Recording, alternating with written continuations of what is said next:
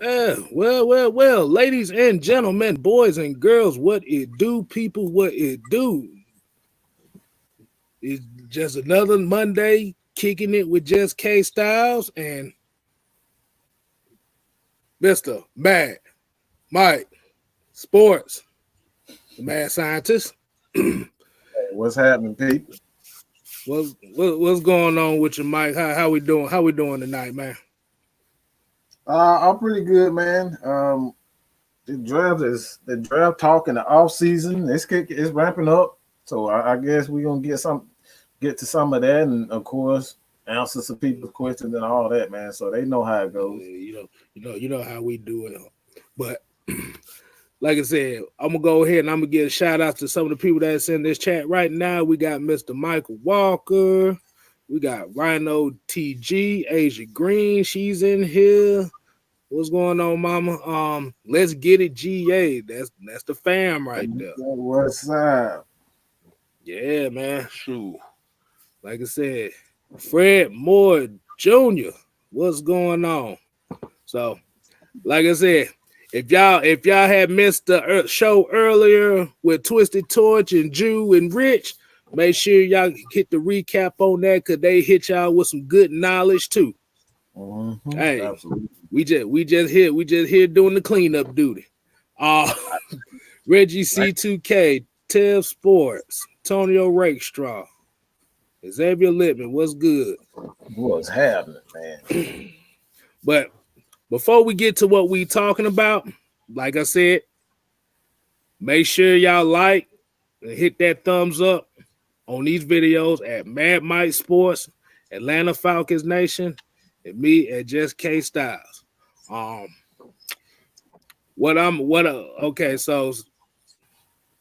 I'm gonna take a few minutes, and the first thing we're gonna talk about is the Black History highlight, since it is Black History Month. So I thought I'd go ahead and kick a little game to y'all. They ready for we're gonna talk about what is considered the greatest power hitter of all time, Mr. Josh Gibson. Ooh. Now, yes. Now, here's his picture here. Now, only reason I came up with this topic to talk about this guy here because I actually had a former coworker of mine. I asked him the question like if there was any player that he would like to see at any time he picked this guy. So basically, Mr. Josh Gibson has the reputation of just being, like I said, just a powerful hitter. But I mean, the legends speak for itself, man. They said this guy hit over 800 home runs in exhibition, Negro leagues, and all, Cuba, Dominican Republic, and everything. And it came to my attention that this dude hit one of the longest home runs at Yankee Stadium at almost 580 feet. Wow. That's cool.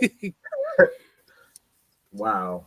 But the problem was, okay, the major leagues, they weren't integrated yet. You know that this dude literally died before they integrated. He died months before Jackie Robinson got there. Wow. So he would have been the first. He would have been the first. He could have. Wow. This dude used to be a catcher for Satchel Paige. Wow. Now you guys don't know nothing about Satchel. Satchel was one hell of a pitcher, man. I think he's the greatest pitcher of all time. That's just me. I thought Satchel Paige was the greatest of all time. Yes. So I just wanted to get a little tidbit on it. Like you said, the Negro Leagues had a bunch of great players in there, and they used to do exhibition games against, the major league, minor league teams and the semi-pro teams, and they used to dog walk the shit out their asses. But that, like I said, that's gonna be my little 5-minute highlight on the Black History figure. we got some old people chiming in here. We got ATM 3405 in the building. Speed Falcon for life. I guess we're gonna go ahead and hit into the first topic we talk about tonight is the road to the NFL draft. Now, when we talk about this, as y'all probably saw in the earlier show, they talked about as far as the cuts and what the potential to look at and things like that. Now, Mike, I ask you this question here, man.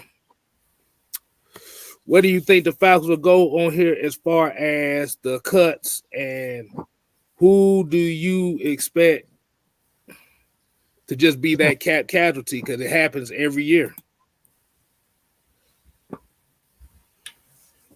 Man, I know a lot of people are pointing the finger at Dante Fowler, and you said it. It's like when you look at Dante Fowler, I can't necessarily say that he was a bust just based on the fact that the Falcons, like their scheme was shit from the beginning, since the very beginning, since game one. These motherfuckers came out and said that they didn't game plan for motherfucking Russell Wilson. How the fuck do you not game plan for the motherfucking MVP? Like one of the biggest MVPs, like he's always in the top 5 in MVP race, and your motherfucking ass as a goddamn defensive coordinator and a head coach, okay, say you did not game plan for Russell Wilson. And you trying to tell me that Dante Fowler is a bust when you did not game plan for the damn MVP, like one of the biggest stars at quarterback in the NFL? You tell me you didn't game plan for him, and you want me to believe that Dante Fowler is a bust? Come on, dog. Come on. Get the out of here with that mess. Like, that's crazy. So, man, I don't even know what to say. It's like that coaching staff just is depressing. I'm just it's just that bad, bro. I could not believe this dude said he did not game. He game plan for damn Chris Carlson, and he didn't game plan for Russell Wilson. Are you kidding me, bro? That tells you everything. That tells you everything. Oh man, I wish I hadn't had to relive that one right there. Like I said, yeah. Like I said, I can agree with you to a point. It, like I said, you could toy to the injuries that he was kind of playing through and stuff, but you have to remember we was basing it off of what he did the previous year when the Rams had that dominant defensive line already. Mm-hmm. So he was just the guy that ate behind Aaron Donald and Ndamukong Suh and Michael Brockers and stuff like that. So one of the issues was Tweety Bird didn't do what he was supposed to do. Tweety Bird was injured from the very beginning.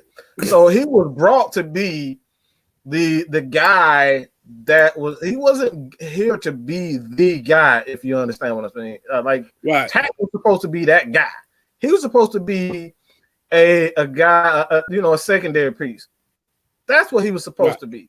But when you got a guy like Tack McKinley who, quote unquote, has potential, and he gets hurt and he doesn't put up any stats, then Dante Fowler is no longer that guy. He's no longer that guy. He was never that guy to begin with. So why do you expect him to be that guy when he wasn't brought here to be that? So that's why I say, if we bring a guy, if he has just another horrible season without injuries, then I can say, that was a bad sign. But like you said earlier, it's like the Falcons did not have, like, outside attack. After they released Tack, who was left? Him. That's it. Our linebacker was our sack leader. Think about that. Our linebacker was our sack leader. Oh my goodness!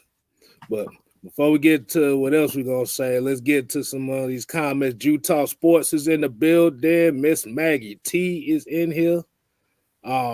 We got JR J.R. Thomas III, he kind of agreed with you on that, saying the coaching staff is hot doo-doo. Let's see. Biglow is in the goddamn chat, man. What's going on, homie? Hey, like I said, if y'all needed any damn reminder of how bad this he's talking about as far as the defense go, I got a picture for y'all. Oh, I want you to see this. I want y'all to be reminded of this. Y'all remember the Green Bay game here? Just look at that. Look at that. Look at the picture. Study the picture. Study the picture well. Everybody open. Do you hear me? Everybody. Yes. And if you didn't, and if you won't even, I got one that's even worse than that. Woo. Oh, ouch. See, that hurts. Oh my God. So you got 3-4 guys, and oh my Jesus. That's all right. Let me take that off before I start crying online. Before I start crying in front of everybody. Wow. But Tony Wright, what's going on? But yeah, like I said, Tack, that situation with Tack didn't help none. Like you said, they were trying to find somebody else. They still talk about why I show that onside kick. So y'all could be reminded. So y'all could be reminded that okay, Dan Quinn. Now I can't call him Dan Quinn. I call him Gilbert, former friend Gilbert, and Kel Mitchell. Boy. I tell you.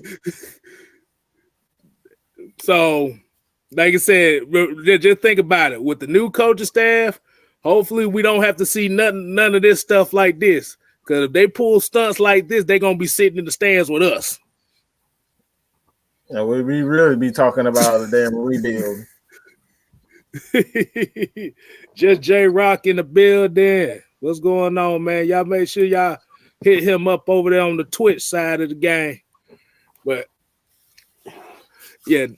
But like I said, it comes down to it. I think Dante Fowler might end up being one of them cap casualties.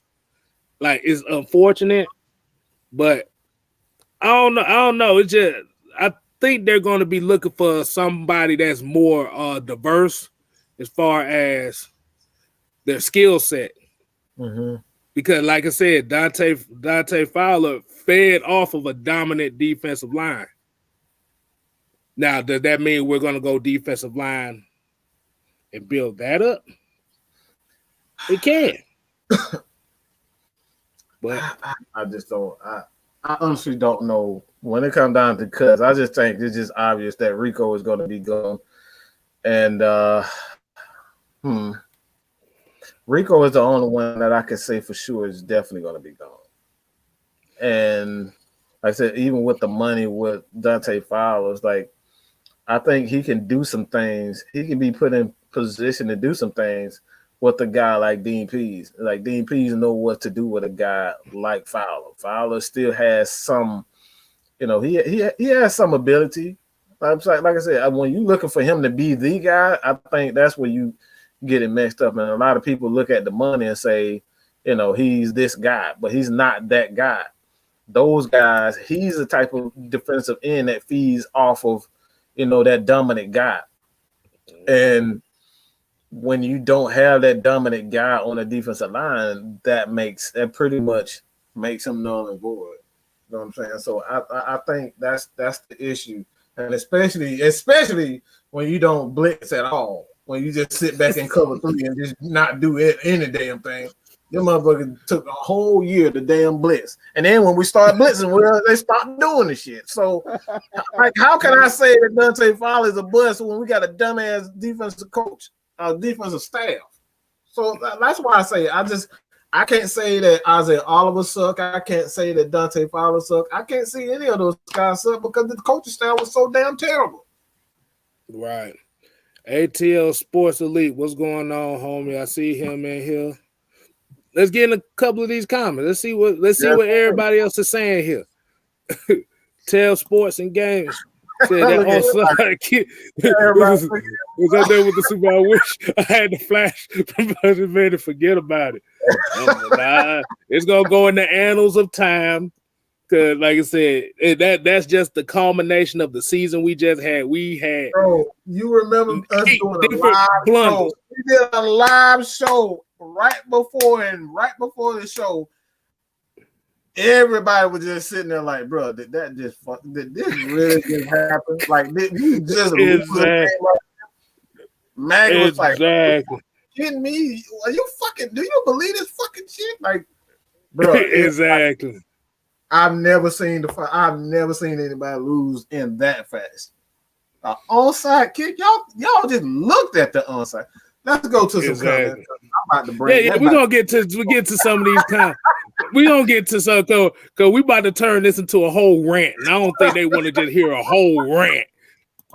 Adrian Green said, I think the reason why our defense had problems is because we put players in wrong positions. Exactly. Then when they switched it around, they played well within it. Yes. And they waited late to do it. That was the problem. Wait too damn late. Boy. Oh my goodness. But like I said, that's why I said I hope not. Like I said, I will give Dante Fowler one more season, see how he does under this system. Yeah. If he plays like shit in this system, he's out to go. Yeah, you're a bust at that point, and you're an absolute waste of money. Wait! What in the world, ball? What? And what the hell? What?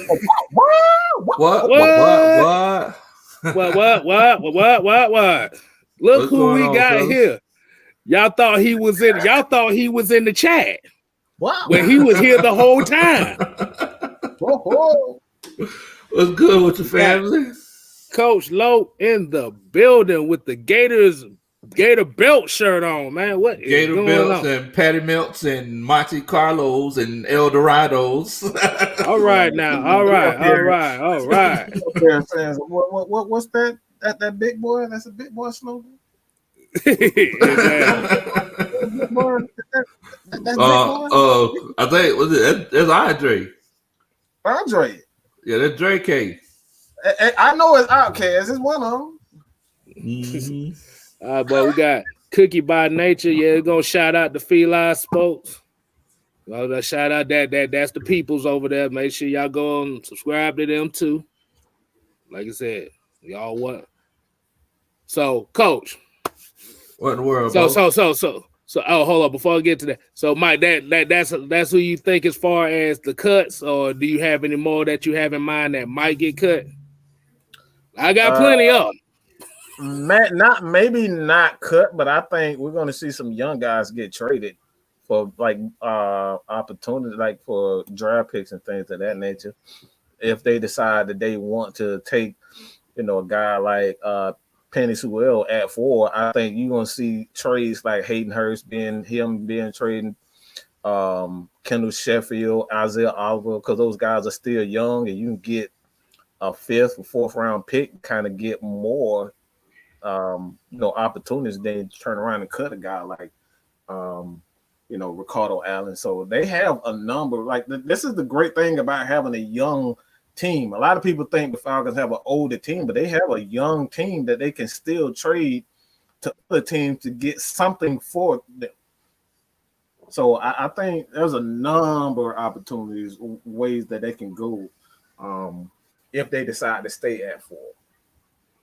Okay. All right. So Lo, you just now so graciously joined us. So I pretty much the question is, who do you feel like who do you think would be the more logical cuts that the Falcons must make or should make to kind of get some of them anvils off our nut sacks? because we ain't got money for nothing. That is so eloquently put, Kstylz. Thank you. And my bad. Y'all are right because everybody's getting me. That is Big Boy. That is Big Boy's verse in that. But yeah, I think you got Alex Mack. No, that's definitely going to be a big cut that the Falcons are going to have to make to clear up some space. People like KZ, who he's going to be trying to get some money himself. We're going to have to part ways with him. This whole Kendall Sheffield, not Kendall Sheffield, but Keanu Neal situation is there. He's teetering on the edge, So I would love to keep him because I love the way that the guy plays, but sometimes you just kind of make that cut. Sometimes you got to kind of move on, And I honestly think there's going to be somebody who we weren't expecting that might be getting cut, because someone in here said Carpenter has to go. I think we're all in one accord when it comes to Carpenter leaving. James Carpenter is on the Jamon Brown side of the game. Just to let y'all know. But yeah, I think there might be a guy out there who, we might not be expecting. Someone like a, God forbid, like a Jake Matthews. Someone like that who, we just didn't expect it, and it might just come up and bite us. We're like, wait a minute, somebody like that got cut, so whatever, you got a whole new regime, you never know what's going to happen. I'm very excited because, I'm pretty sure they're in an office somewhere right now, knowing Arthur Smith. Hopefully they have their mask on. We're in the office right now looking at film. And looking at guys that need to let go. Exactly. So I'm gonna go ahead and get into some more of these comments before I get to my thoughts on that. Let's say Twisted Torches in the damn chat. Y'all make sure y'all go subscribe to him as well. Got 2 videos today, so check those videos out. Working hard. Exactly. Devon Stafford said Rico, Bailey, Mack, and Carpenter. Yeah, that's some good choices. Yeah. Michael Walker said Calvin Ridley's games don't make impacts. What y'all feel about that? Ooh, everybody. I never said, that's one thing about me. I've never said that Calvin Ridley isn't an impact player. I have stated even since the beginning of the season, I don't think that he's a number one guy that you want to pay $150 million to. I'm not doing that to Calvin Ridley because he doesn't do what you expect out of a true number one. Because you got to bring in a guy. One thing I know about guys like Hopkins, Julio, even Mike Thomas to a certain degree, that you're going to get Mike Thomas blocking. Mike Thomas is going to go across the middle. He's going to catch those fade passes. He's going to give you even at his speed, he's going to give you an end around or whatnot. You're going to get that from him. I don't know. We've seen this dude catch a slant pass and start running backwards like he got the road runner or something. You know what I'm saying? Like, this dude would take a slant and start going backwards. Like, what the hell are you doing? He does not like contact. He doesn't like contact. He doesn't like physicality. And in a offense that's predicated on physical contact, whether you're a receiver, running back, offensive line, tight end, Arthur Smith may look at him and it's like, look, man, I think I can get 3 or 4 picks for Calvin Ridley. He looking like a snack right now, bro. For a coach like Arthur Smith, who's brand new, and you possibly got something with Hayden Hurst, and like I said, another tight end in the draft. He if Lowe can tell you, he loves to use tight ends. He loves to use tight ends, so he can downgrade with the receiver and get 2 tight ends, and he never miss a step because you got a quarterback like Matt Ryan who loves to throw the ball to tight ends anyway. So it's a number of things that you can do if you decide, and it's going to make people upset. It's going to piss people off, like Lo said, to get rid of guys like a Calvin Ridley. It's like, man, what are you doing? But that right there is setting the tone as a head coach. That's things you got to do, things like that.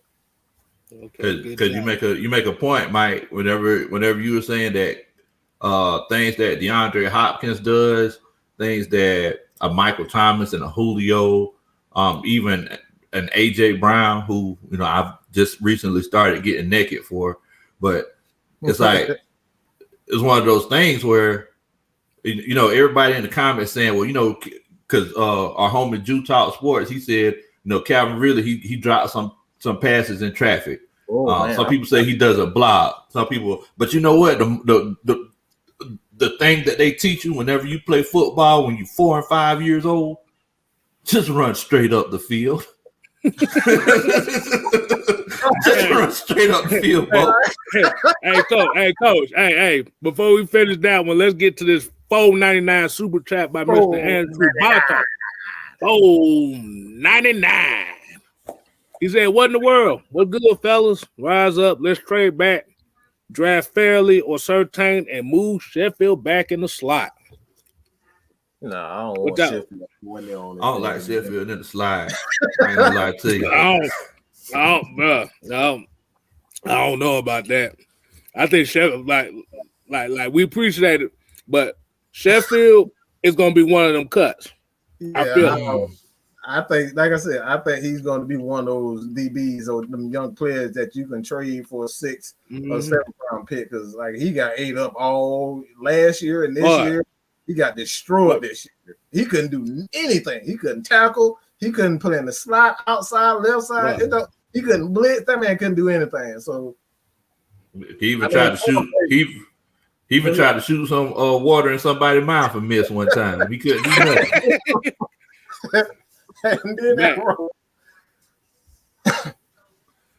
Lord have mercy. But yeah, Sheffield.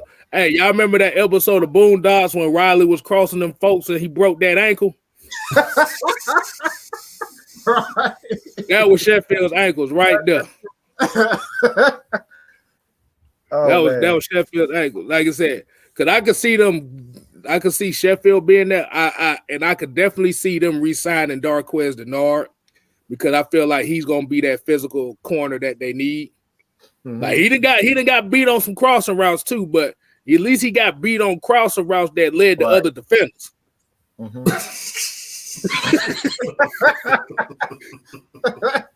This man talking about she finna get me. I don't know what I did. So hey, if y'all see an angry woman throwing a shoe on the back camera, just know that's her. Man, the thing about Darqueze Dennard, like whenever I look at that dude, it's like he looks like a linebacker wearing number 34. Like, am I wrong for thinking that? Like he look big. He look big. I was like, this dude could run. Like this dude could keep up with wide receivers. Like he looked big. But yeah, I love the way he played. Like that Chicago game made me a fan. Like because he was out there looking like the real Reavers in 2012. Right. All right, let's see who else said something right here. We got David M. says Falcons should bargain shop like they did when Dan Reed first took over. Only big signing he made his first season was Ray Buchanan that set the tone for the Super Bowl run. Your boy, Willie boy, William McFadden said that the Falcons are going to be bargain shopping. Don't expect any big signings. Because they came for one, we ain't got no money. We ain't got no money. So how we gonna shop? So we're gonna see guys like Darqueze Dennard, a lot of but not coming to this team. We're gonna go give them some IOUs and shit.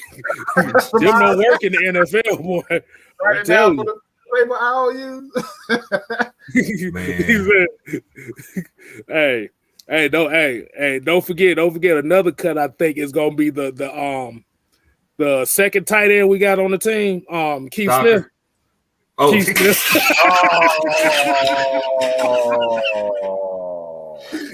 Wow. Wow. Okay, all right. We Miss Maggie T said, man, we broke. broke. Like they said, Humpty Dumpty fell off the wall and they couldn't put his ass back together. That's what our salary cap looked like. Shit, I don't think we're gonna get the old national, Maggie. We ain't gonna get the old national discount, boy. You gonna you have to go. You gonna have to go to the parking lot at Greenbrier for this. For these deals. Exactly. 3 scooters for $2. Exactly. All right. All right. Andrew Bato says, though, do you guys like Dylan Moses to this team? Oh, go ahead, Kstylz. It depends. Cause like I said, they gonna still need some guys that can cover. And that's gonna be where the problem is. Cause you still, this NFL nowadays, your middle linebackers have to cover. I didn't really see no real good cover skills out of Dylan Moses. Mm-hmm. He'll hit you now. He'll hit you. But if you got him running backwards, got him running towards this way, he might fall on his face. Right. That's all I gotta say about that part right there. Man, what you got? And it's like whenever we talked about this, when was that on Saturday? After that Will McFadden interview that you're only gonna get on Atlanta Falcons Nation. We talked about Michael Walker. It's like we kind of forgot about Michael Walker, guys. Like, Dylan Moses, he's a beast in itself, but I'm one of those guys who say, do you want one guy who could do one thing good or one thing great, or do you want a guy that could do a lot of things good? Michael Walker, he showed that he could do, almost everything that's asked of him up that linebacker position. So, that's a pretty good question, because you are going to need some depth in that linebacker spot. Okay. Hey, Mike, I want you to hit this one up from Asia Green. How do you feel about Bleedy Ray Wilson? I forget when I said this, maybe on the after the interview, but what the Falcons are going to need with this team is someone that you can depend on. Not necessarily a guy that you're going to be able, like, you come in to be a superstar, because you got a head coach and a defensive coach that coming in to implant this scheme. What you're going to need is guys that you don't have to worry about. And Bleedy Ray Wilson is one of those guys that you don't have to worry about. He's going to be solid. He's not going to make a ton of plays, but you know that you can count on him to do certain things. And that's why a lot of veteran DBs, a lot of veteran players, they get picked up because you can depend on. And like, this is the perfect time for a guy like Bleedy Ray, guys who have been in the league for a minute, and even the Todd Gurley. And that's why I said don't count out a Todd Gurley this year. You know what I'm saying? Just because he's a veteran guy and you know what he's going, what you're going to get from those types of guys. So I don't necessarily think that Todd Gurley is going to get $5 million or anything like that. It's really up to Todd Gurley whether or not he's going to have to, be okay with what he is now. He's no longer a superstar. He's no longer one of those highly coveted running backs or players in the league anymore. So, I think Bleedy Ray Wilson is that guy. You can sign him for $1 million or $2 million. You know you're going to get solid play from him. You know he's going to be in the right place. You know he's going to make tackles. And that's what you need. That's what the Falcons need. So I would bring back Bleedy Ray. I love Bleedy. That's a coach's Like I dream. said on that show. My bad, Mike. I just want to get this out of the way. Remember, Bleedy Ray Wilson led this team in interceptions last year. See what I'm saying? You see what I'm saying? That tell you everything right there, bro. Oh my God! Please tell me I did not see what I thought I see. Yeah, we're gonna have to put that up there. We're gonna put it up there. Hold on, we gotta put this up there because He's on the troll. He finna get. Envy Clint said, "How do you feel about Cam Newton?" We gotta do it. Hold on. I gotta do it right quick. I gotta do it. I thought. I was like, bro, I did not see what I thought I saw. Oh my God, man. Oh my goodness. Well, this is the moment right here, guys. We have this every show. This is that moment of the show. Everybody in the comments, y'all can say it with me, and y'all can say it with me as well, gentlemen. What in the world, Bo? What in the world, Bo? What in the world, man? What Cam Newton finna do for you? The only thing Cam Newton gonna give us is a fashion show before and after the game. That's all we gonna get. Hey man, that man said a fashion show. That's all you gonna get out of him, Mike. He's doggone sure ain't finna throw the ball accurately. Yeah, no. And a feather in your head like Jerome.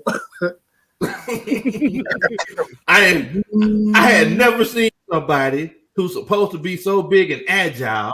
Whenever it's time to throw the ball, you can't move your feet. Ooh. I've never seen it so day in my life. Bro, I've never seen that. He's oh my God. Like this dude he literally makes millions of dollars for picking them up and putting them down until it's time to throw the ball. He can't step into a throw to save his life. At all.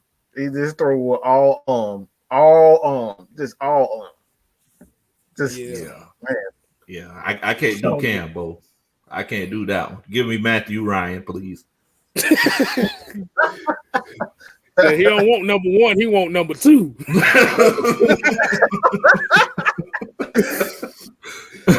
Yeah, Cam, like I said, the arm is shot. Like I said, I know this system is not going to be good for him because Cam's weakness is intermediate throws. This system is an intermediate throwing system. Now, you have to remember, okay, if you're basing it off of his last year in Carolina when he played 16 games, remember, he threw 101 passes to Christian McCaffrey. That's the easiest throw you can make. Hold on. I'm saying this dude literally throw straight to the ground and the player was wide open. I'm talking about straight to the ground and it hit nothing but the ground. That's it. And the guy was wide open. Overthrow. I've seen this dude the dude wide open. It was a Falcons game. I forget what game it was, but the dude was wide open on the sideline. This dude threw it like 10 feet over his head, bro, out of bounds. And that's what y'all want with it, Falcons? Come on, bro. Right. Stop it. All right. All right. I'm sorry, Kstylz. I saw it too. I'm sorry. How do you think I should attack this? Okay, the Pats had a better record, but Cam got benched 3 games, or was it 2 or 3 games? And their defense picked up the slack. So at the end of the day, the Pats team. You also got to remember that Patriots team, 8 of their starters sat out the year because of the COVID thing. Mm-hmm. So it was a better team. I'm sorry. It's called defense. It's called defense. That's something that you actually have to play during the game. I don't know if you Falcons. Like I said, you guys are about Matt Ryan being one of the greatest, if not the greatest. Well, he is the greatest quarterback in this franchise, but we're spoiled by his every year. He's going to get 4,000 passing yards and dang near 30 touchdowns every year with 10 or less touchdowns every year. We've been spoiled by that, so we don't even know what the hell defense even look like anymore because of Matt Ryan. Right. It's just like the woman who leaves her boyfriend. She leaves a boyfriend that gives her the Valentine's gifts, and she just don't like the fact that he leaves the toilet seat up. So she leaves her for that. You know, and then she goes to the guy who, oh my goodness, he, cheats on her and, you know what I'm saying, do all kind of illegal things and all kind of crazy stuff. And then she's looking crazy. So the other guy, he goes on the greener pastures and she's trying to get that old thing back. So it's the same exact situation. It's too late. Y'all don't shit it on him. Y'all don't crap all over the man, and now y'all want to talk about, oh, you know what? Guess what? I think I appreciate him now. It's too late for that. All right, so I guess Ghost Pepper to answer this question for us. Cam Newton lost his job to Wow. Past fans was making for Jared Stidham to start. Enough said. But we're going to get off the Cam subject here. We just know he's not coming to Atlanta. We're going to still go down this road to the draft. So what do you think is the Falcons' biggest need to attack this draft? What do you think is their biggest need? I'm going to let Coach go with this one first. I definitely think it's going to be on that defensive line. Just defense in general. It's like it depends on how you want to build it because you got to look at the needs of everybody else. We got to remember as we look at the draft, and like if you're trying to have the perfect draft, you can't just think about what you want to do. You got to think about what everybody else is doing. So, if we look and say, okay, they got about 3 really good defensive linemen that we want, and before the next round, we know that 3 of them are going to be off the board. We might need to go ahead and take a guy now. But with that first pick, I say we should either go with the cornerback, or we could. I'm on the notion that I want to trade down myself, but I say go with the cornerback or go with a defensive lineman, D tackle or edge rusher, because the D line, they work in unison. It's not a one person party. So tackle or end, I'll take it. Okay. Reggie C2K here said they need to draft impact players, period. I totally disagree with that. I absolutely wholeheartedly disagree with that. We need impact players. I don't agree with that at all. We have impact players. Whether you like it or not, AJ Terrell is an impact player. That dude was an absolute baller this year. Far exceeded my expectations when he got here. 2, did y'all not see Foye Oluokun this year? 4 forced fumbles, 4 interceptions, 4 sacks. That's an impact. Grady Jarrett speaks for his damn self. Do we have to worry about impact players? No, we got 3 impact players right there. What we need is guys that's going to maximize and keep people off of those guys. We need a big-ass nose tackle that's going to keep Grady free, it's going to keep Deion free, it's going to keep Foye Oluokun free, so AJ Terrell can take chances and take the sit on these routes so he can take it to the house. That's what we need. We need supporting cast around him, and this is why you got a guy like Dean Pease. He's going to bring in those Grady Jacksons, those Dontari Poe when he was here with the Atlanta Falcons alongside Grady Jarrett, because everybody forget about him and Grady Jarrett was a dynamic duo when he was here. And Thomas Dimitrov didn't want to give him the money. He was like, nah, I ain't going to give it to you. You go. So he prematurely ruined that dynamic duo right there. So what the Falcons need right now is the players that's around Grady Jarrett, players around Deion Foye and AJ Terrell. And how you do that with AJ Terrell, draft a safety. Whether it's a free safety or a strong safety, you got to have somebody there that's going to be a compliment to AJ Terrell. And we already know how you're going to compliment Grady Jarrett. You just put a big old boy who command double team and let Grady eat. That's it. Problem solved. So put a mountain next to him and see if they gonna climb that. A mountain with legs. A mountain with legs. I was actually kind of disappointed in that whole Dontari Poe situation because I was like, they didn't at least give him another year to see what they could do together. They let him walk, bro. He had a good year. Grady was eating. They were best friends. They were sitting on the sideline doing the thing. Like, bro, how you just ruin that? They were on the sideline posing for black, like they were doing everything together. And Thomas Mitchell said, "Nah, we don't need to do that again." You know what, though, guys? It's like while we're talking about this defensive line, and I want to ask y'all about this. So with Dean P saying that, we're bringing pressure from all over the place, does this remind you of a Mike Nolan kind of a situation where you said that we're bringing pressure from all over the place, and I'd rather have 10 guys with 4 sacks than 4 guys with 10? Thing was, they was getting turnovers. That's the thing. Like I said, you can bring them like DPs could blitz off the sideline for all I care, as long as they getting turnovers. Why would they get turnovers? They get some. Mike Nolan, Right. like the difference between him and Mike Nolan is Mike Nolan like to play cover 3 with his scheme. You can't play cover 3 with his scheme, and that's something that Dean P he'll play 6-1 and he'll play cover 2 with his blitz scheme. So like that's the difference between him. So it's they actually had the same philosophy with just different coverage. Different coverages in the back. Yeah. I'm really excited because like a lot of people think that Mike Nolan's tenure here was like a failure. Like if you look at the personnel we had and everything, I don't think he did that bad of a job. I think we're just trying to get to the next level. So I'm really excited about this whole Dean P situation, man. Hey, old school. Hey, you either play or you sit.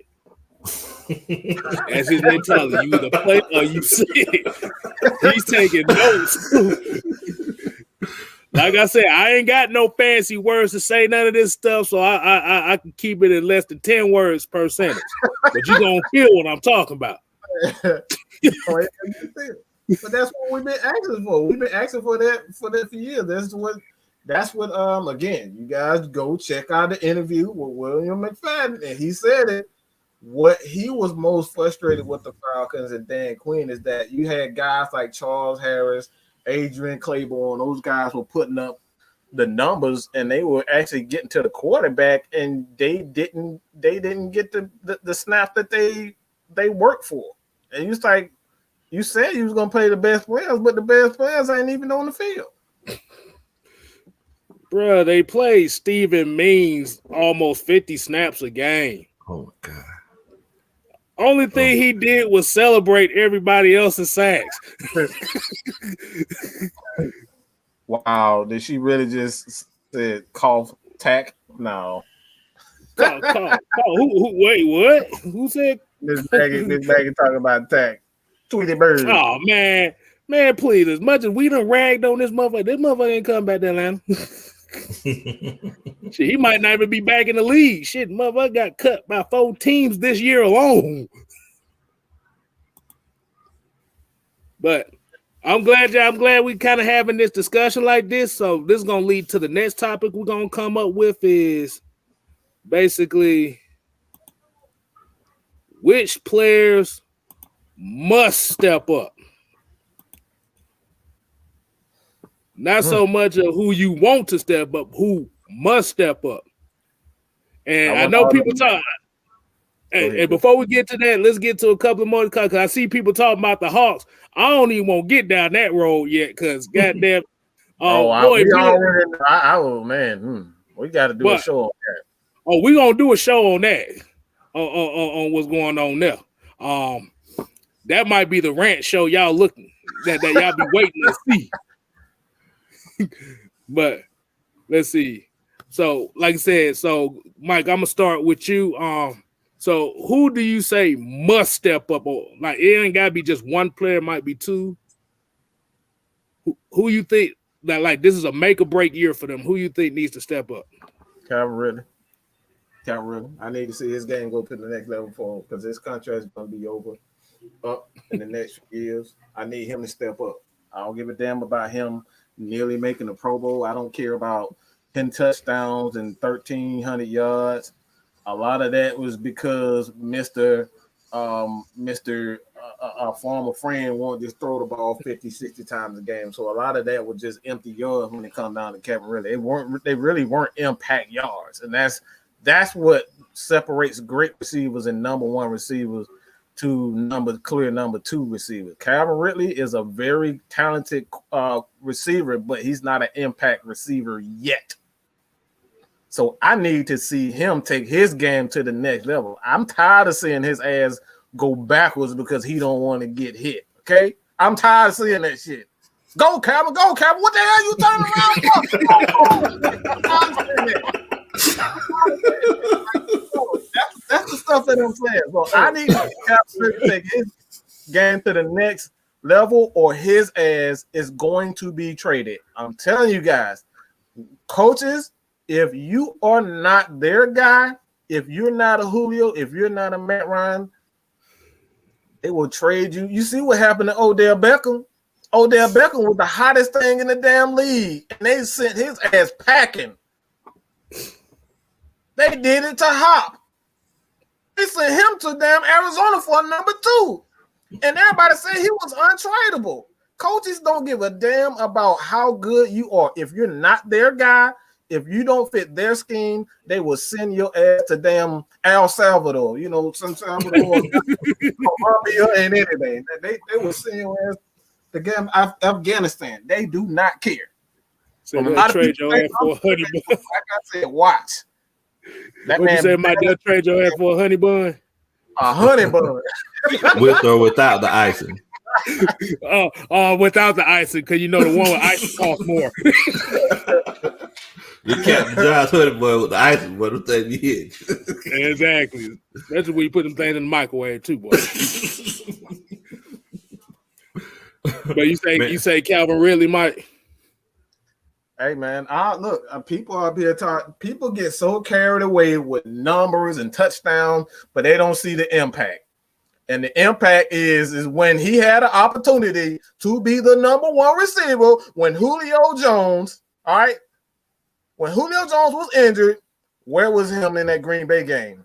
Where was Calvin Ridley in that Green Bay game? Did you see him? He was doubled. Matt Ryan couldn't get the ball to nobody. This is facts. This is on film. So I'm just saying, you may not like it, but it's the facts. It's the truth. All right. Let's get a couple of these comments before I get the coach. His Triple G said all Beckham was doing was making flashy one-handed catches. and singing sexual healing in a hot tub with a bunch of men. Don't forget about that. Don't forget the Dirty Dancing commercial with Eli Manning. Oh man. Wow. I forgot all about that one. No. At the time of my life. I can't believe he came up out of the water in the hot tub, like in the hot tub with a bunch of men singing sexual healing. I can't. All right, next subject. We know Odell now. That's a whole nother video right there. That's a whole nother video. Let's see what everybody else is saying on here. We got Tony Wright saying Dante Fowler needs to step up. Humble Brando said Keith Smith needs to step up. What? What else can he do? What in the world, Paul?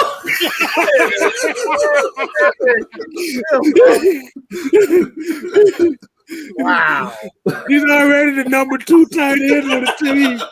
The league, and the backup running back. Man, what boy he gonna be the backup quarterback there? Wow, that's big. Man. Wow. Humble Brando said he can't block. Well, that is true. He I ain't gonna say he can't block. He's just not an effective blocker all the time. He's better than Luke Stock, I'll tell you that much when it comes to blocking. God. That's it. Keith Smith need to step up. That's the comment of the night right there. That is hilarious. Wow. Oh my God. Somebody call Ovi. Tell him to get out there. Hell, Justin Griffith, anybody. Yeah, leave that. Ghost Pepper said, Dante Fowler is bad when Charles Harrell's numbers are eerily similar while probably playing a fraction of the snaps. I ain't disagreeing. I just don't have that same expectations for Dante Fowler that you guys do. So that's just me. Yeah, here you go, coach. Here you go, coach. Leo 123 said really need to learn the shake of double teams. I get mad seeing them go backwards like in the Chiefs game when he could have ran straight. Oh my God. It looks like somebody playing Madden and somebody just hit the controller out of his hand or something. Somebody unplugged his controller. Oh my God, man! Well, that boy be moonwalking out on that damn thing, boy. He be moonwalking, boy. I be like, boy. I almost like calling him Pac-Man. You know how Pac-Man go this way, and he just turned that way to go. Exactly. Like,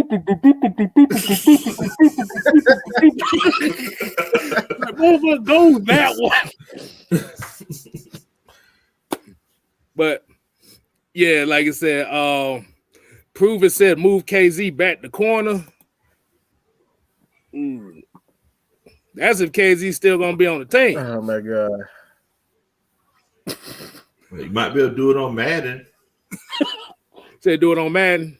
Yeah, you might be able to do it on Madden. I don't know if it's gonna happen in real life.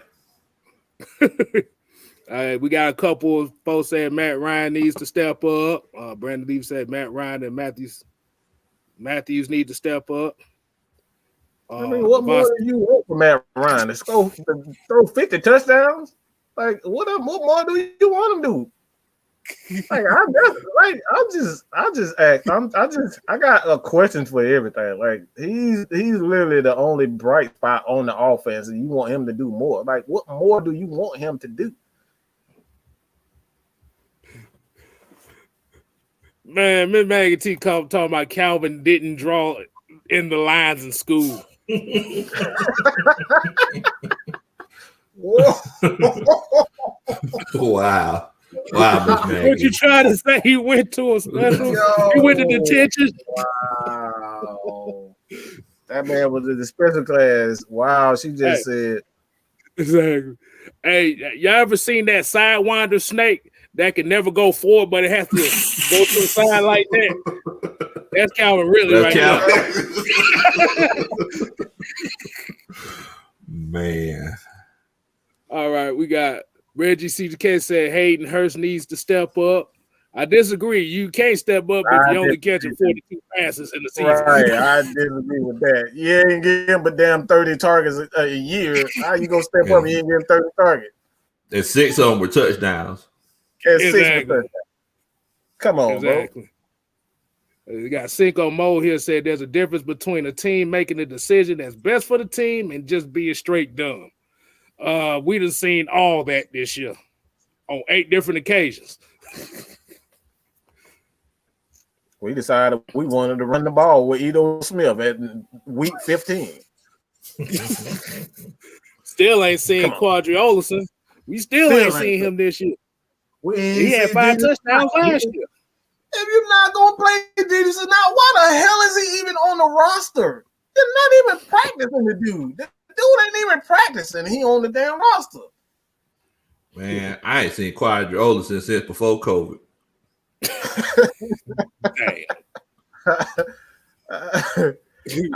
Oh man. All right. So coach, what so to that question, so who do you think needs to step up this season? I'm gonna put it to you like this in an example. Have you ever bought a really expensive car or just had a car period? You're making those car payments every month because you don't want to mess up your credit and you love that car and the car tears up. So it's like now you having it's not only a depreciating asset, but you just have an asset you can't do nothing with. You paying for it and it's broke all the time. Julio Jones, buy a hyperbaric chamber. hyperbaric chamber. So we know that you're great, but I just want to see you play. That's all I want. I need Julio Jones to. Whenever you're a freak athlete like that and you're so lean, it's easy to get hurt. Like you get a lot of soft tissue injuries. But the guy that what I want to see next year, I want to see Julio Jones healthy. That's what I want to see. Dante Fowler, it's like we know everybody else, they look at sack numbers and things like that. But when it comes to don't play the whole season hurt, and then when everybody calls you out, tell us that you're hurt. Like that's not something that players do. If you're hurt, you're hurt. If you're not, you're not. So if you sucked it up and you played terribly all season, don't make excuses after the fact. So it's like I definitely think Dante Fowler is capable of being a better player, but you show me the baby. You know, you can do all the crying and yelling that you want to. Show me the baby. So I want to see. Julio's like my favorite player of all time. I just want to see him play. So I want him to be able to play healthy for a whole season and see him be the great player that he is. And I want Dante Fowler to, show us what he got going on. Okay. And like I said, I can agree on that. But I'm gonna go a different route on this one. Mm-hmm. And I know a lot of people ain't gonna like what I say. That I would say Deion Jones gonna have to step up too. Oh, that's a good one. He's gonna have to step, but not in a bad way. I'm not saying that he played terribly. He didn't play terrible. He just gonna have to be better. And I think that's where this coaching staff is gonna put that expectation on him. Like, you the captain of the defense now. You're gonna have to step it up. Because like I said, there was a few games to where Debo, you didn't even know Debo was out on the field. There was a few games like that. Before they were flashing. Debo kind of fell to the background. Yeah. But he still had a good season, but I still need to see a little bit more out of him. Like I said, a lot of people saying y'all pretty much covered the rest of them. I would definitely have to say Caleb McGarry is another one. I just wanted to see his where his maturation process is going to be going from year 1, year 2, year 3, because he got better from his rookie year. He got the step right there. Now he's going to step 3. Now, once these players hit year 3, it's on now. Yeah, you are who you are. Right. So I can go with that one. And I was going to use another one, but he's not on the team no more. And I was going to say the whole coaching staff, but they ain't on here no more, so we good. They already stepped up on that aspect already.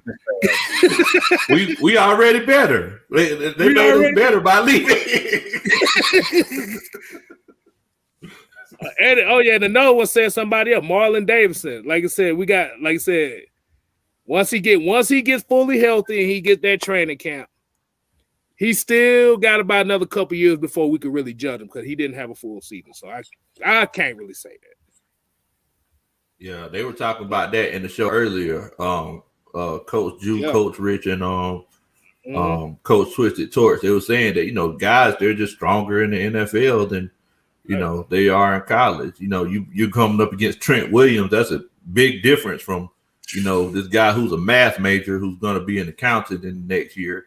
Like that. I mean, so it's like, these guys in the NFL, they do this for a living. So that's whenever you change from that, young Thundercat strength to grown man strength, right. And you can lift all the weights that you want.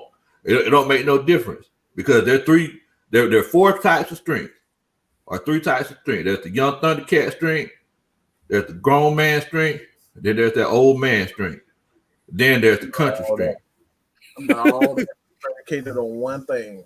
All that strength is predicated on one thing. If you don't have the proper technique, it don't matter how many, how much you can lift. You can damn bench press a 500 pounds, 600 pounds. But if you don't have the proper technique, none of that crap matters. So make no difference. That's when coaching comes in. That's when coaching comes into hand. So, man, let me say one more player. Just got to say one more player for me. I know a lot of people are probably, you know, like we said Julio, we said Calvin. Excuse me, but Julio, we gotta get. I gotta point the finger at Grady Jarrett for a second here. Because when we're looking at a guy who obviously has the tools, and like a lot of people think Grady has short arms. Grady arms are not really that short. Like Grady's just short himself. Grady has some long ass arms. Like he really has long arms, and that allows him to be able to, you know, like swipe, do things of that nature. He has great hands on top of it. Like that was his assets coming out. He had great arms, he had great hands, and he was actually projected to be in a second round defensive tackle, but for whatever reason, I think it was because of his height. He was 6'1" coming out of college, that kind of, you know, forced him to go down to the 5th round. But he actually has great arms, long. He has I'm gonna say long arms, but they can get the job done. But I want to see more sacks from Grady. I want to see him finish. That's what I want to see, Grady. He's not a great finisher. That's the difference between him and Aaron Donald. I think he's actually the second best defensive tackle in the league, just my opinion. But what Aaron Donald does, he finishes. Grady Jarrett is not a great finisher, so I need to see him finish more sacks. And that's where you're going to see guys and the coach like Dean Pease. Look, Grady, we're going to need you to finish these, you know, the penetration. Maybe you're going to need another guy on the edge. I don't know. Maybe you're going to need another guy in the middle. I don't know. But Grady Jarrett has to finish these sacks, man. He's getting to the quarterback, but he's not finishing. And maybe that has a lot to do with the coverage, but I need to see Grady Jarrett finish. He shouldn't have 4 sacks in the season. I'm sorry. Even Grady Jarrett is way too talented to see 4 sacks. So let me piggyback off that question, Greg. So do you think it's more so of just him trying too hard and being gassed right when he gets to the quarterback, or do you just think it's just a mental thing with him? No, I think it's more so the coverage than anything, because when Grady get it, the quarterback doesn't have that he has time to sit back and survey. So Grady's getting there, and when he gets there, you'll see a lot of times that the quarterback get the ball out. So he's getting to the quarterback, but like I said, I'm not saying it's all Grady Jarrett's fault, but I need to see him, you know, finish, have more than 4 sacks in the season. Like Grady Jarrett should not have 4 sacks in the season at all, especially how often he's in the backfield. He only got 4 sacks. That tells me that 1, the coverage is terrible, and 2, he's just not, for whatever reason, he's just not finishing. Yeah. Yeah, Aaron Donald is a damn cyborg. He's the hope. Right. If he get a hold of you, he ain't letting go. He letting go, bro. That's it. But I see a lot of people talking about will Michael Parsons be kind of a difference maker in this defense. Do y'all think he'll be a difference maker? Because I know we still got Michael Walker, which those guys are pretty much similar. But do you think having that addition of Michael Parsons would elevate this linebacker core? We got enough impact players. We already discussed it. We got 3 impact players on. We got Fourier, Dion, and Grady. Those are impact players. AJ, I think AJ is actually an impact player. He's a very good cover corner. So we got 4 impact players. We just need guys that's going to maximize their talent. That's it. And I'm sorry to answer your question with a question, Kstylz, but is the chat getting naked for Michael Parsons right now? Like they might be getting a little naked for him. Hell, from what I heard from him, he likes to get naked in the damn locker room too. So what I heard. What in the world? Wow. Whoa. Only Kstylz, boy. Only Kstylz. No. Did you hear what he's in trouble for though? No, you haven't heard what he's in trouble for? We're gonna discuss that off the air, but okay, we're gonna talk about that. But boy, I don't want to discuss that here. If you'd have watched the Friday show, you'd have found out. But I will tell you off air on that one, cause. Oh, okay. But boy, these young Thundercats, boy, golly, boy. Yeah, it ain't pretty. I just say that. I think ATM 3405 just said it, so I'm just going ahead and put it up here. Just know I did say it. I left that. They can read that. What in the world? What? No. Oh no, yeah, we would have had to go. We would have had to go, bro. Exactly. We would have had to go. Bro, I'm not even. That's a whole other. That's a whole other animal. But that situation there, and the people kind of talking about, he kind of got like this kind of like diva attitude, is why people feel like this guy might drop in the second or third round because of that, because he got a lot of red flags on him.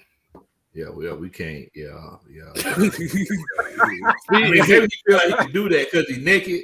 Because nobody want to fight somebody who's naked. That's my uncle. Right. My uncle used to say that. He'd be like, if you want to fight somebody, you get naked, and then either they won't fight you, or you just gonna be naked and beat up. So it's one of two situations. Exactly, man. For the worst, hey, Steve Falcon for life talking about we should go live during games. Oh yeah. Hey, I can't. No, I want to stay monetized. Hell no. Oh yeah. Y'all don't want to see us on game day.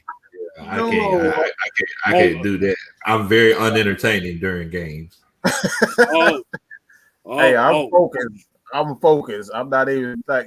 I don't need that. I'm sorry. I apologize. We can go afterwards. But like I said, if y'all see me during game, boy, if I see some, boy, it's about been a couple times where I almost done threw my TV out the house. Man, look, you can't do that. We try to stay on you. We ain't trying to get kicked off this right. Coach Brandon Levy said we need Parsons. Nah, we don't need Parsons that bad. We want to make sure we want to make sure that we don't want to. We can't do that. No. Yeah, everybody asking us to do live commentary during some games next year. I think that's kind of the people want that. I won't be doing it. You can ask them to do it, but I won't do it. I can't do it. It's gonna be a whole bunch of profanity, whole bunch. I could put that on my channel because my channel ain't got no monetization. I ain't messing none of this stuff up right here. Nah, I'm good on that one. I want to see Coach Lowe be a coach. You watch the game with me. Bro, look at the comment. Look at the comment. Wow. Oh no. Y'all ain't right. Y'all ain't right. Man. Y'all they really just said Michael. The Michael Sam. Man, but you know what? It's like, if you're trying to rebuild a culture, that's what you don't want. You don't want those kinds of things. You just want guys who just worried about football, man. That's all you want. So yeah, people who put their nether regions in people's faces is not the best. If I knew that was the case, I would have Icy Hot with me at all times. If I knew that was the case. But yeah, I can't do that. Can't do that. You can get another impactful player. Speed Falcon for Life says 1K people in the chat. 1K. God damn. Well, y'all need to hit that like button up, man, so we can get that like button. We appreciate everybody tuning in. Nick Turner 31. Nick Turner 31. What happened? Well, like I said, we pretty much just talking about off-season expectations, and I think you kind of came in on the wrong side of the conversation as far as Michael Parsons going. They stay as alleged, so we're not gonna be fully on that. So we know it's allegedly, but we still cracking jokes on it. Man. Oh, he said if y'all go live during the game, it's finna be 1K in the chat. Shoot, we go live, it's gonna be 3K in the chat. Yeah. All right. Yeah. Devon Stafford said, I'm not touching the Michael Parsons subject. I'm good. Hey. Oh my That's the same thing they said. Now we're going on the second straight show that everybody getting on Michael Parsons' ass now. This Humble Brando said Michael Parsons out here doing the Busted challenge. Oh my God. Oh my God. Wow. It Turner said he's putting his McNuggets in somebody. Oh, yeah, okay. We're gonna get off the Michael Parsons thing. That's it. No. We're coming right around the end of the show anyway, but before we do that, I want to ask the people in the chat a question. Okay. Low, Coach, Mike. Remember in the chat, what was it, yesterday, when I showed y'all the clips of Johnny Manziel, right? Yeah. Oh, man. Now, I'm going to ask the people in the chat. Now, what do I mean about Johnny Manziel? Have y'all ever heard of the fan-controlled football league? Yes. Bruh, I've been waiting to see somebody say yes or no. Have you ever heard of the fan-controlled football league? I have. Okay, so if they don't know what this is actually a football league. For the people that don't know, it's the football league where the people chooses to play for the players to run. So we can get all the couch GMs and coaches can input their plays in the game. It'll get somebody killed.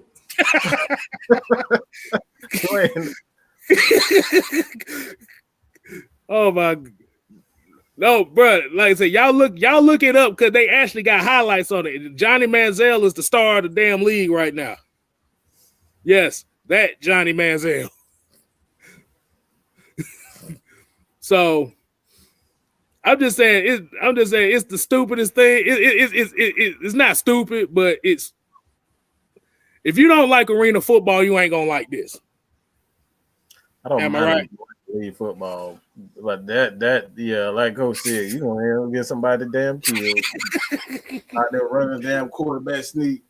These big ass on those spike, man, please. I'm good somebody. on that. Bro, their 1 point conversions is they take a football off a stool and throw a fade route. I seen that crap. I said, what in the world? What in the world is this? What? Hold on. Say that the ball sits on a stool. The ball sits on the stool. Johnny Manziel takes the ball off of the stool like it's the center, like it's a center exchange. It's a wooden stool on the field. He takes the ball, fade route, and that's the 1 point conversion. So they don't have kickers or special teams or nothing like that. They have to throw fade route. Why the hell do you get it on the damn stool? What the hell? Damn, y'all couldn't get a damn center? Just like hand it to you or something? You gotta get a damn No, it's a wooden stool that you would have seen at your grandma's house. It's one of them wooden stools. That sit in the corner of the bathroom that you don't know what it's for. Like, why is the stool in here? Is that stool? That same stool? Yeah. Wow. Yeah. I got that stool downstairs in the living room. Yeah, whatever Johnny Manziel, he gave that owner of that league. Whatever he owned, he gave it to the owner of the league. Y'all put 2 and 2 together when you. Hey, look, Nick Turner 31 said, yo, the reason people put that work to get OCDC jobs out there doing 4th down fade routes on Madden suggestions. Everybody want to be a coach. Everybody want to be a coach. He said, do the little Giants play in the league? I don't know. Yeah, like I said, Marshawn Lynch's commentary was funny as hell because, you know, he owns one of the teams. Him and Quavo and Richard Sherman. Mm-hmm. I see that. Quavo. Yes. Quavarius. Yes. Quavo. Yeah. Yeah. Bro,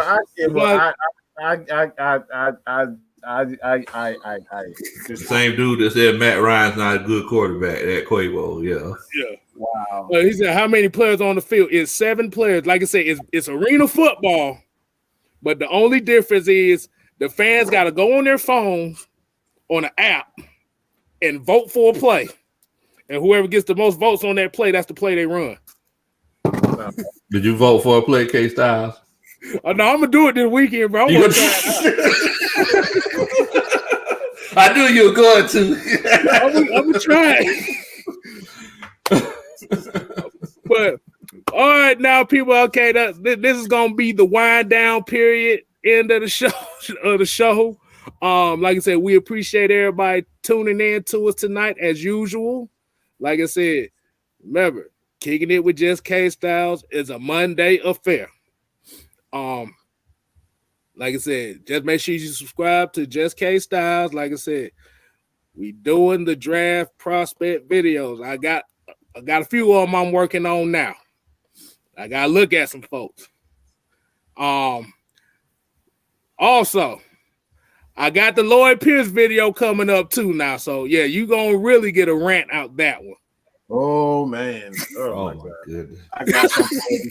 I got something for the, I don't know if I should do the video or we should just do a live, just do a live and just rant there, because I think I'd rather do that. We can rant because I gotta get something. Oh man, my God. Jeez.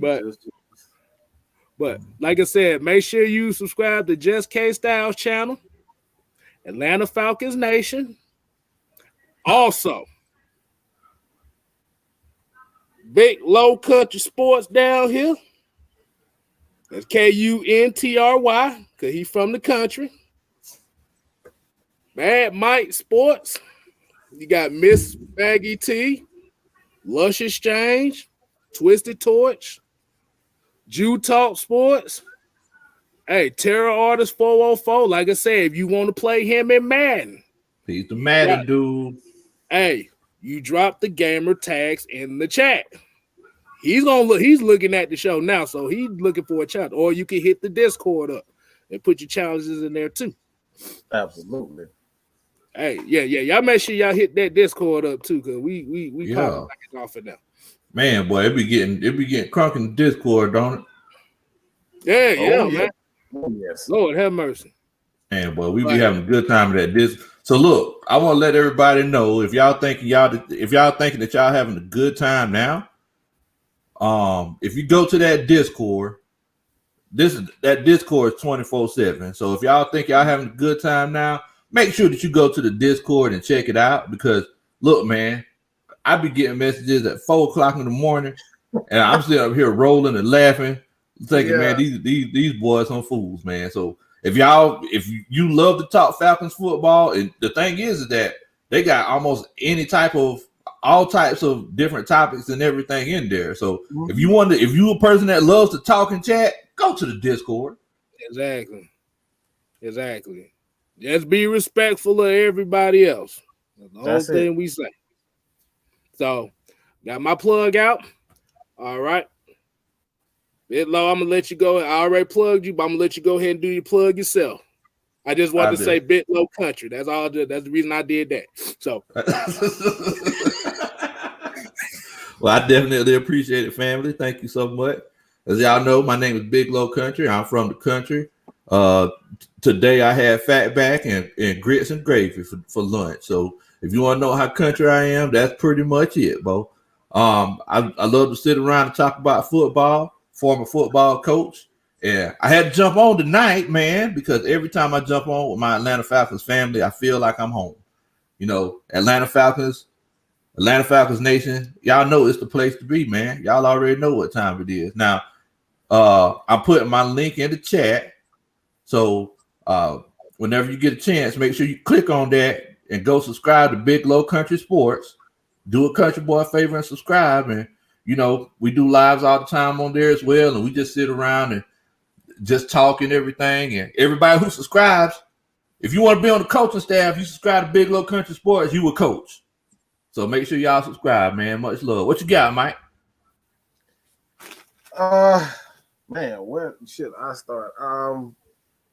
Hey, man, y'all already know I'm on the road to 10K, but I think this is actually got a comment from fans, and I think this means more to me than anything, because what we try to do here at Atlanta Falcons Nation is to gain the respect of our fellow subscribers, friends, and family. Like, you not just subscribers at each other, you are family. So anytime that we get messages, whether it's on Twitter, Facebook, even here under any of our YouTube channels or whatnot, just show us some love. You know what I'm saying? Like, I gotta we constantly get these comments where people are saying, you know, Atlanta Falcons Nation, you guys come to our channel and we get nothing but the facts, stats, and the truth. That's what we're about. The facts, stats, and the truth. So when we get comments and we get respect from y'all as far as that concerned, whether you like it, our opinions or not, that right there means everything for me. That means everything for me. So I like I said, I thank all you guys who continuously show up in our live shows, whether it's Biglow on Biglow Kuntry Sports. Sorry, he's from the country. He spelled it Kuntry. All right, did I get it right, Lo? Yeah, you got it, Bo. Just Kstylz. Hey, man, just check everybody out, man. We appreciate it. Show us some love, man. We get enough damn, oh, man, you stupid for Matt Ryan. I don't know why you like Matt Ryan. Matt Ryan. We get enough of that. Show us some love, man. All right, show us some love. It was just damn Valentine's Day. Show us some love, man. Give us some Valentine's Day love on our chats and our comments. So that being said, man, again, check everybody out, man. Show us some love, and we're gonna show y'all some love. Exactly. And like I said, I'm on the road to 200, man. I need about 48 of y'all. But well, I need more than that. Shoot, I don't damn know. Hey, like I said, I just enjoy doing this, man. It don't matter it don't matter where I'm at now or if I only had 3. I enjoy it. Yep. Absolutely. But like I said, at the end of the day, what we say to him, Mike, you ain't gotta go home, but you gotta get the hell up out of here. Peace. Stepping. And chicken grease. Yeah, he said, get the hell on. Beavis.